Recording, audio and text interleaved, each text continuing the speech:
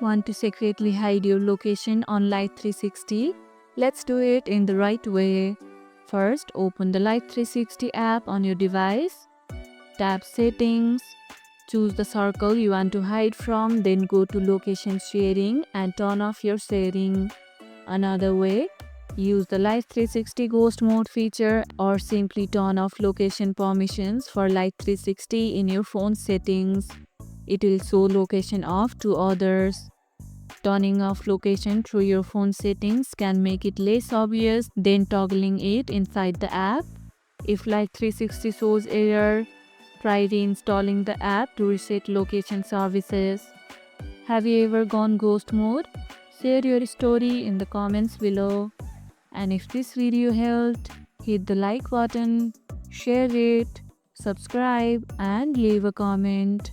Thanks for watching, and I'll see you in the next one.